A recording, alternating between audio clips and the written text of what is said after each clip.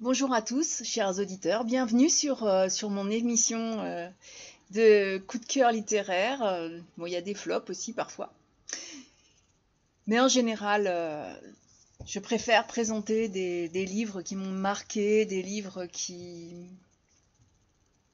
ont quelque chose qui m'a qui m'a touché.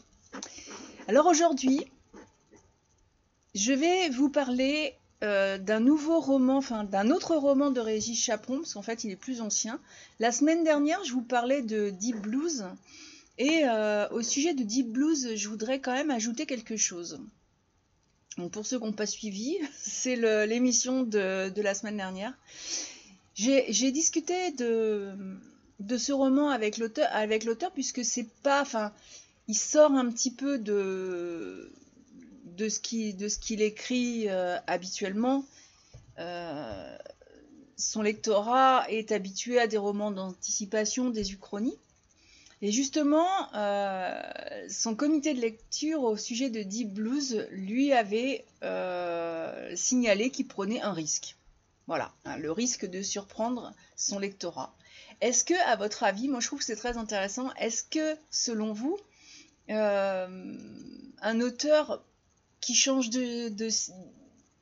alors pas de style, parce que le style d'écriture il est bien là, mais qui change de sujet, est-ce que la surprise va être agréable ou pas? Est-ce que pour vous, un auteur de thriller, eh ben, il doit écrire que des thrillers ou voilà, j'aimerais bien avoir votre avis là-dessus. Je trouve que c'est intéressant et je vais donner mon avis, non pas sur l'écriture, parce qu'en fait, moi j'ai pas été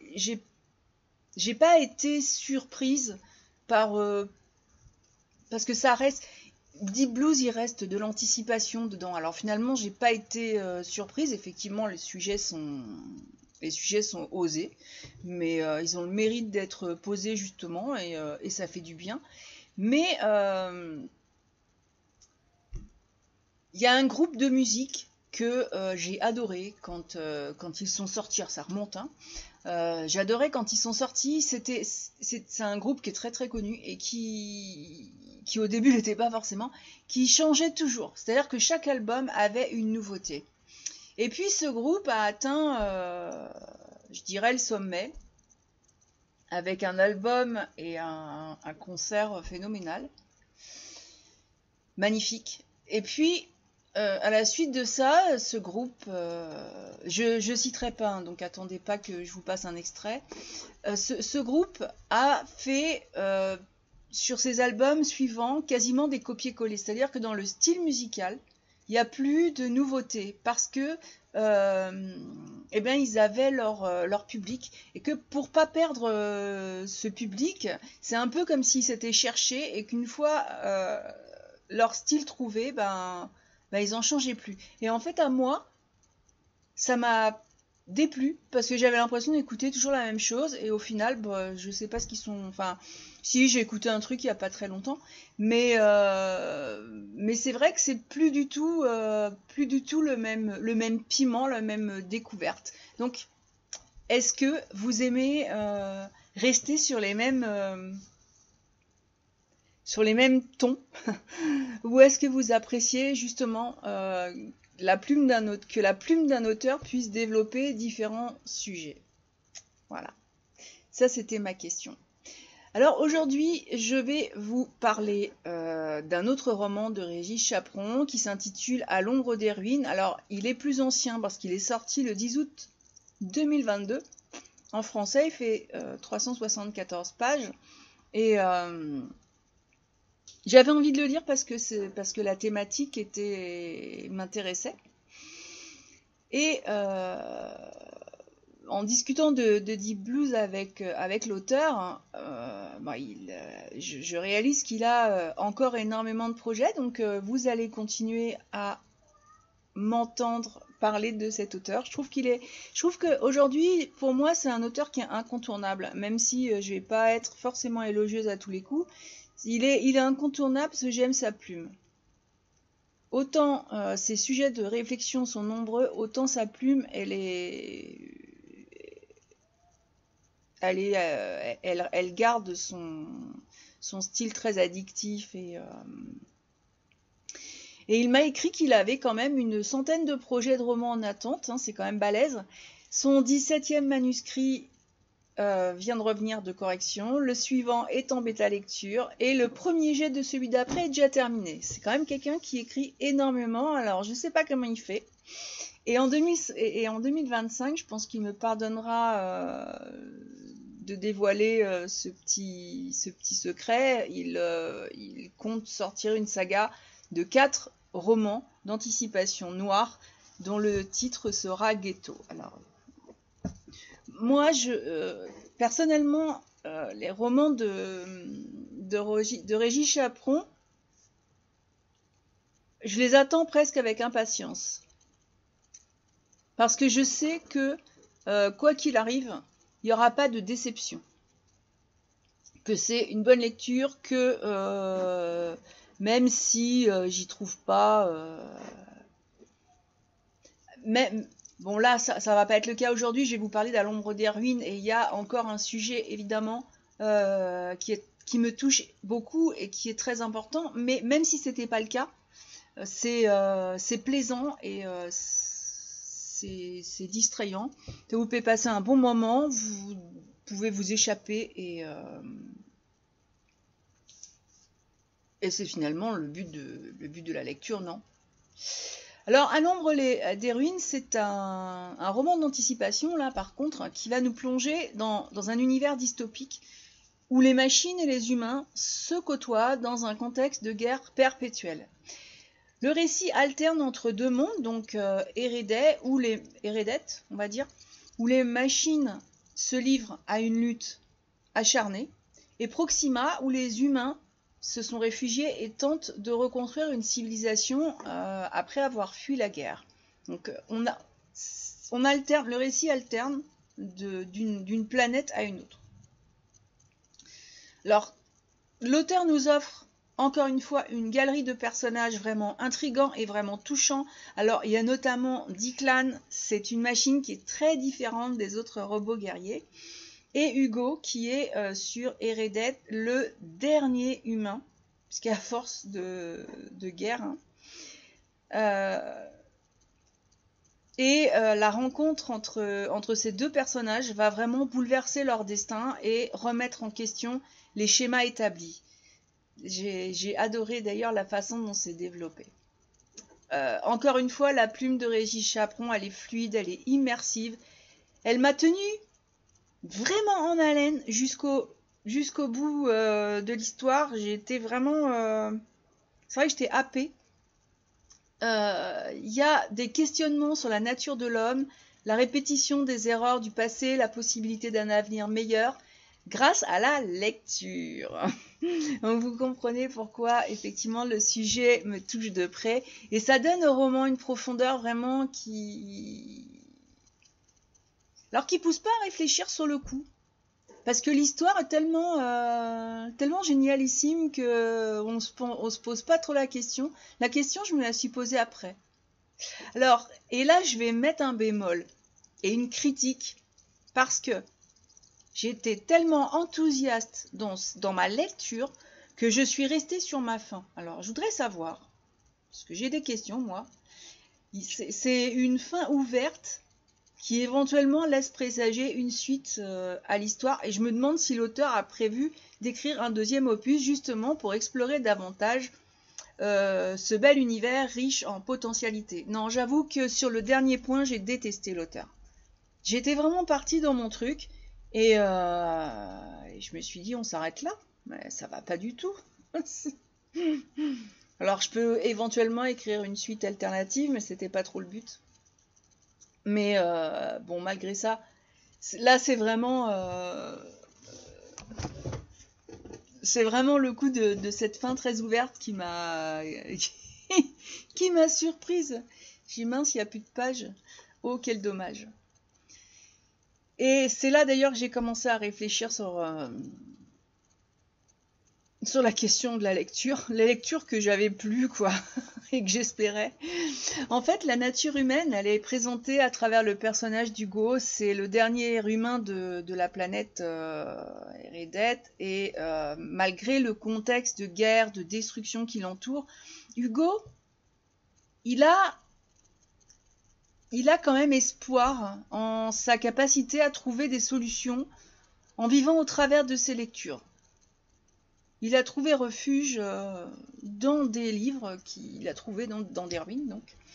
Et sa rencontre avec Declan, qui est quand même une machine qui est programmée pour tuer, remet en question sa vision du monde, de lui-même. Et à travers cette relation très inattendue, l'auteur questionne la capacité des individus à changer, à évoluer et à dépasser les préjugés et les conditionnements. Et je trouve cette thématique plus qu'intéressante. La rédemption, c'est vraiment le thème central du roman. Alors c'est principalement incarné par Declan, ce robot qui, en tant que machine de guerre, il est confronté d'un seul coup à des dilemmes moraux et existentiels. Pour un robot, on dit ça devrait pas, mais en fait, ça le pousse à remettre en question sa propre programmation, sa propre nature quelque part, et donc sa quête de pardon, quoi, vis-à-vis de ce petit humain qui... Ça passe par la découverte de l'empathie, la compassion et du désir de changer les choses pour le mieux. Et à travers son cheminement, eh bien, à mon sens, l'auteur soulève la possibilité pour chacun de trouver quelque chose de beau qui aide à se transformer, mais de façon positive, de faire le choix de la paix, de la réconciliation, et ça passe effectivement par la lecture. Et voilà. Enfin, il y a ces thèmes universels, hein, mais il les explore avec sensibilité et finesse. L'auteur nous invite à réfléchir sur notre propre nature, d'ailleurs, sur la capacité de l'homme à se réinventer, à trouver des solutions aux conflits. Parce qu'on vit dans un monde très en conflit, donc à travers les destins croisés de Declan et d'Hugo, ce roman m'a offert personnellement une réflexion vraiment profonde, très stimulante, sur ce qui définit l'humanité, sur les chemins possibles vers le rachat, vers le pardon, vers la rédemption. C'est une lecture qui est super enrichissante et vraiment qui m'a invitée à la contemplation. Voilà. Et j'expliquais que justement, je m'occupe d'une bibliothèque associative, nomade, et il y a certains de ces bouquins que je vais acheter dans leur version papier pour pouvoir proposer une lecture commune autour d'un thème et de faire un café littéraire. Donc si ça vous intéresse, c'est pas forcément parce que vous n'êtes pas sur ma localisation que c'est pas possible, hein. De nos jours, on a Internet. Il y a du pour, il y a du contre. Et Internet, c'est plutôt bien. Enfin, ça dépend de ce qu'on en fait. Et s'il est utilisé pour quelque chose de culturel, alors pourquoi pas, non ? En tout cas, la relation entre Declan, qui est une machine qui est programmée pour tuer, et Hugo, le dernier humain, c'est au cœur de l'intrigue de ce roman. Et ça joue vraiment un rôle crucial dans l'évolution des personnages, dans le déroulement de l'intrigue. Cette relation, elle est vraiment improbable, en fait, mais parce que c'est deux êtres que tout oppose. Et pourtant, c'est le pivot autour duquel vont se nouer les thèmes de l'empathie, les thèmes de la rédemption, la capacité à surmonter les différences pour trouver des points de convergence. Et j'ai trouvé ça assez génial. Surtout que le changement de ce robot, il est subtil. Son questionnement est subtil. Et on va reparler d'intelligence artificielle, mais c'est vrai que la réflexion, vous allez voir, elle est je vous invite vraiment à découvrir ce roman parce que on se demande si c'est possible. Si une machine peut... Bon, enfin, oui, alors, il y a quelque chose que je peux pas dire parce que sinon je vais spoiler. On va dire que dans son programme, est-ce qu'une machine est capable de retrouver, de se déprogrammer, de se reprogrammer? Voilà. En attendant, notre Declan se remet en question et envisage un avenir très différent de celui pour lequel il a été conçu. Enfin, différent oui et non. Allez, je laisse le suspense planer. De son côté, Hugo, lui, qui avait perdu vraiment tout espoir en sa capacité à changer le cours de cette guerre, il trouve en Declan le compagnon inattendu qui va l'aider à renouer avec sa propre humanité. Et c'est assez exceptionnel parce qu'il va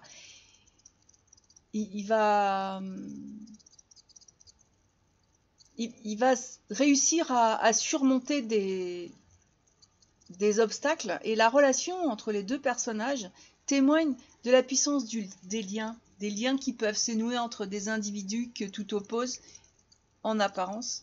Et en fait, ensemble, ils apprennent à se comprendre, à se soutenir et à se compléter. Ils forment un duo vraiment inséparable, indissociable, qui devient assez exceptionnel.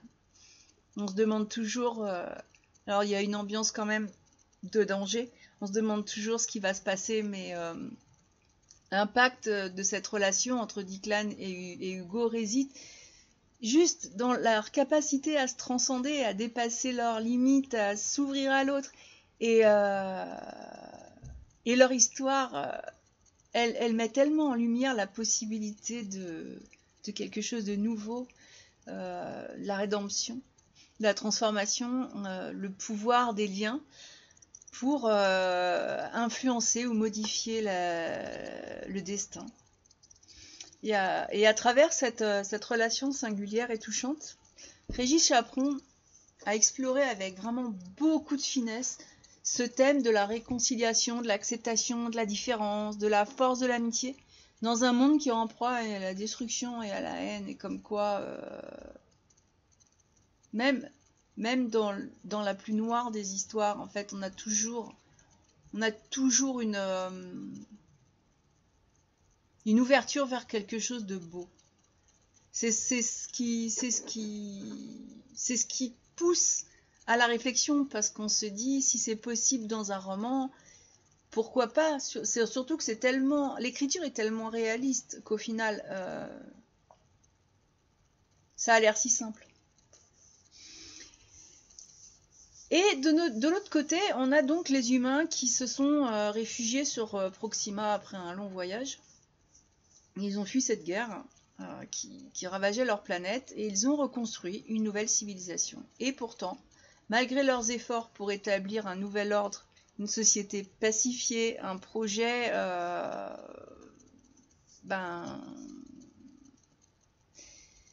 se met un peu comme un grain de sable dans cette roue, et c'est sur le point de diviser à nouveau. Et ça met, de ce côté-là, alors on a d'un côté la réconciliation, et de l'autre côté, on met en lumière la fragilité de l'équilibre que ces humains-là ont construit, et les tensions qui sont latentes et qui peuvent persister au sein d'une communauté. L'auteur soulève la question de la propension de l'humanité à répéter toujours les mêmes erreurs, à reproduire des schémas de conflit, de division. Et c'est vrai que pour moi, l'humain est ainsi. Si on regarde un peu l'histoire, les conflits, les divisions, ça caractérise notre histoire. Malgré les leçons du passé, malgré les souffrances, malgré les sacrifices consentis pour atteindre la paix, les humains, et là ils sont sur Proxima, mais je trouve que ça correspond assez bien à la nature humaine. Ils semblent destinés à retomber dans leur travers et à céder à des instincts sombres et à se déchirer et à nouveau se mettre sur la couenne. Donc, cette thématique, elle interroge la nature humaine dans sa capacité à surmonter les démons, ouais, nos propres démons, à transcender des pulsions destructrices, à s'élever vers des idéaux plus élevés de fraternité, de solidarité, de tolérance. Oui, bon, vous allez me dire, c'est peut-être utopique, mais si on y réfléchit bien,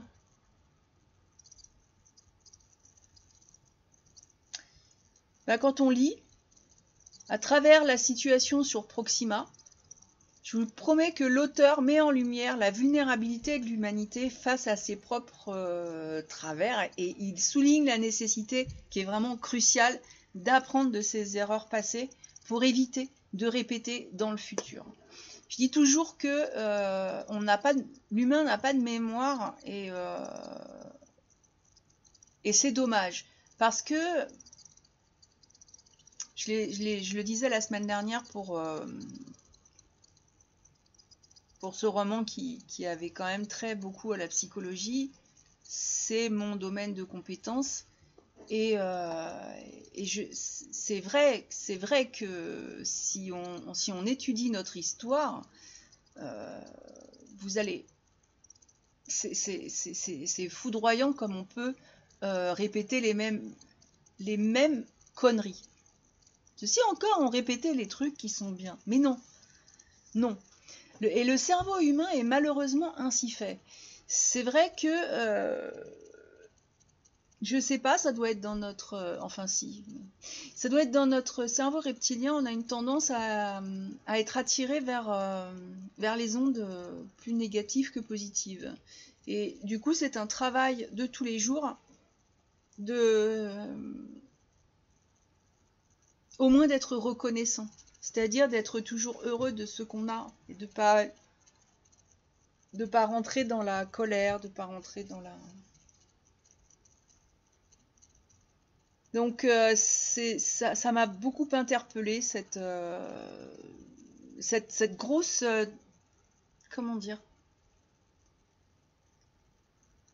Ce côté où l'auteur, sur une planète, nous montre qu'il est possible d'accepter les différences et de pouvoir renaître. Et de l'autre côté, une population humaine qui a réussi à s'en sortir, mais qui, pour un truc vraiment... c'est pas un drame à la base, est prêt de nouveau à rentrer dans le conflit comme si le conflit c'était dans nos gènes. L'auteur évoque la division imminente qui menace cette harmonie si fragile sur Proxima et il pousse le lecteur à la réflexion sur les mécanismes de construction, de destruction des sociétés humaines, hein, sur les rapports de force, les tensions internes, les enjeux de pouvoir qui sous-tendent les relations sociales. J'enregistre aujourd'hui le 4 juillet, mais je vais programmer cette émission pour dimanche matin. Voilà. Nous sommes dans une période trouble. Et je trouve que dans des périodes troubles, plutôt que de dire... de dire à l'autre qui vote pas pour celui qu'il faut ou quoi ou qu'est-ce. À mon avis, c'est vrai qu'une distribution littéraire de quelque chose de neutre, mais qui montre les erreurs qu'on peut répéter ou au contraire le facteur résilience qui va permettre même à une machine de récupérer au fond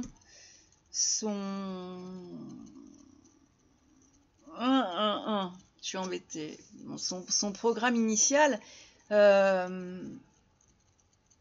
c'est intéressant, voilà, c'est une réflexion qui ne peut que nous inviter à prendre aussi un papier et un crayon et à développer notre propre histoire et à réfléchir sur ce que nous-mêmes avant de conseiller les autres, hein. C'est toujours plus intéressant de travailler sur soi, la façon dont nous-mêmes on a reproduit nos erreurs, ou est-ce que, ou d'un autre côté, est-ce que justement on parvient à l'harmonie? Waouh! Je me sens un peu philosophe aujourd'hui. Mais c'est vrai que non, ce bouquin, avec ce qui se passe sur Proxima, il y a une réflexion qui invite vraiment à une prise de conscience collective sur les rouages complexes qui régissent nos sociétés et sur la responsabilité individuelle et collective de s'efforcer de construire un avenir meilleur qui est basé sur la coopération, sur la compréhension mutuelle, sur le respect de l'autre. Tout simplement. Alors, si je dois conclure, parce que je vous ferai remarquer que je ne vous ai pas raconté l'histoire, mais je vous invite à lire ce roman, À l'ombre d'Erwin, de Régis Chaperon. C'est, si je devais conclure, un roman qui est original, qui est particulièrement palpitant, qui m'a vraiment séduite, et qui, j'en suis sûre, saura séduire les amateurs de science-fiction et d'anticipation. C'est une lecture, je le dis et le répète, qui nous pousse à la réflexion sur la nature humaine, sur l'importance de la lecture dans la quête de paix et de rédemption. J'aimerais bien savoir ce que vous pensez de ça. Donc, À l'ombre d'Erwin explore de manière vraiment subtile et profonde le thème de la nature humaine et du pardon, et de la quête de sens en fait, à travers le parcours des protagonistes. Et notamment, je vous invite à découvrir Declan et Hugo, qui sont attachants et qui sont vraiment surprenants. Voilà. Je développerai pas plus parce que c'est vrai que les romans de Régis Chaperon ont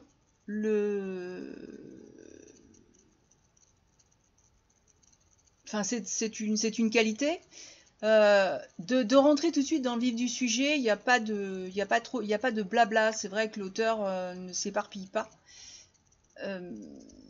Après, j'aime bien d'autres auteurs qui sont très dans le détail, mais là, dans le style de cet auteur-là, c'est une qualité. Ce sont des romans de...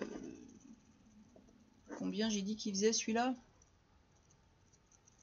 Ouais, 364 pages, donc c'est quand même quelque chose d'assez court. Et ça a le mérite d'être tout le temps dans le mouvement, dans l'action ou dans la réflexion, mais en fait, de vous captiver tout le temps. Là, j'ai commencé Alpha Dream, c'est pas du même auteur, qui a une introduction, une mise en place qui a très certainement son intérêt pour la suite, mais qui est une écriture très très différente. Là, on a vraiment le mérite d'être dans le vif du sujet. Et c'est vrai que par contre, pour vous en parler, c'est plus compliqué parce que ça va aller très vite. Le spoil peut aller vraiment trop vite. Et je vais éviter ça. Donc, je vous laisse sur cette bonne parole, sur votre réflexion. J'espère que vous lirez ce roman et qu'on aura l'occasion d'en parler tous ensemble. En attendant, je vous souhaite une bonne lecture, une bonne semaine et moi je vous dis à la prochaine!